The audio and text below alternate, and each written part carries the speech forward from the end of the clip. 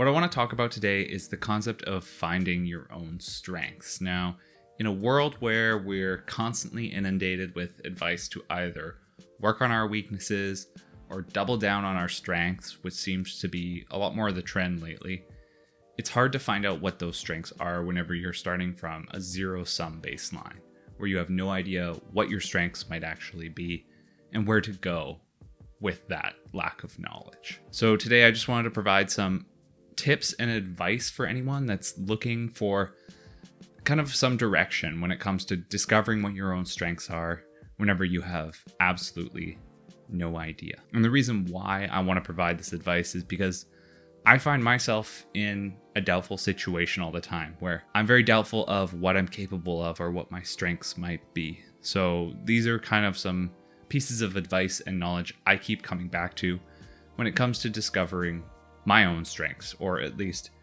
reassuring myself that I have strengths.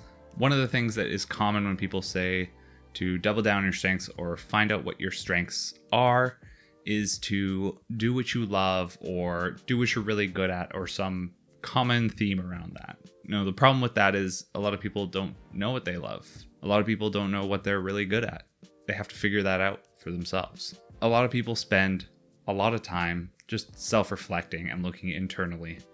And while that can be helpful and you can find out a lot by doing that, you can also waste a lot of time getting absolutely nowhere. So when it comes to finding your strengths and discovering what your strengths might be, I also recommend typically that people look externally. And what I mean by externally is that they need to stop thinking about what their strengths are and stop self-reflecting on what their strengths are and look to the market. Look and see what other people are telling you about the things that you're doing in the world. And with that in mind, there's 3 common questions that you can kind of ask yourself when looking for external feedback from the market. The first question is, what are people commending you on that's not very good, or at least in your eyes isn't very good? What are you accomplishing to some degree that you think is not all that great, but other people tend to repeatedly commend you on? When I first discovered this, it was around my writing. When I was in university, people would commend me on the papers I wrote for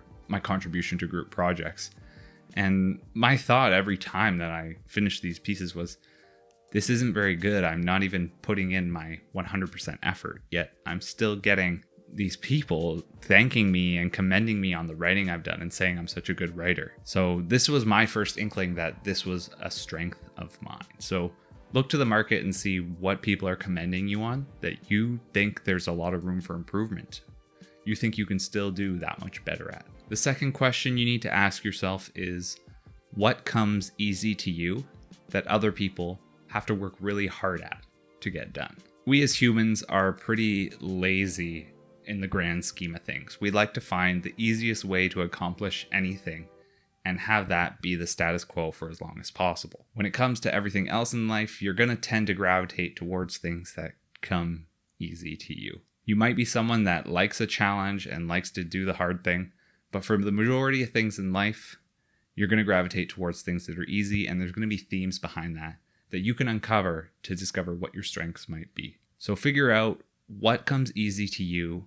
What do you do with what you perceive as some form of ease that other people struggle to do, or at least they're also commending you on your dedication or your commitment to do something.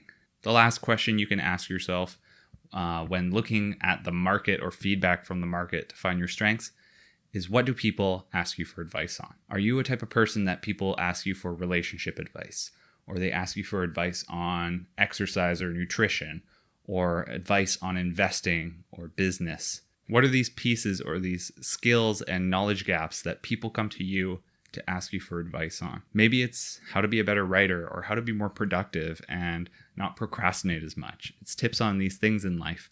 These are areas that are strengths that people are seeing in you that you can also share and use in your own way to help yourself grow as a person. So those are 3 important questions that you should ask yourself whenever you're looking to how the market, and what I mean by the market is how other people have given you feedback in the past. Because chances are you're going to have a really hard time uncovering what your own strengths are, but other people have given you these clues and these small little nuggets of wisdom that'll help you uncover it for yourself. I don't want to discount the importance of looking internally and self-reflection, but definitely take some time to reflect on what other people are saying to you in the things you accomplish in life, and also pay attention to that moving forward.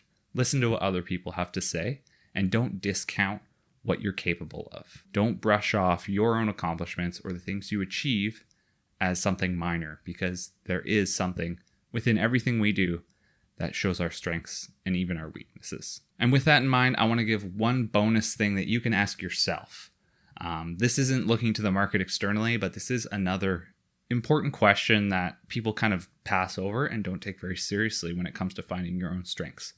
And the question is simply, what do you find time for in your life? Getting better at skills and improving your ability in areas is mostly a matter of practice. There's some natural talent typically involved, but most of the time it's a matter of dedicated and committed practice over the long haul and having that consistency. And the only way you can be consistent in our busy and constantly interrupted lives is by making time for certain things. And we only tend to make time for the things that truly matter to us in life. So think about what you actually make time for in life.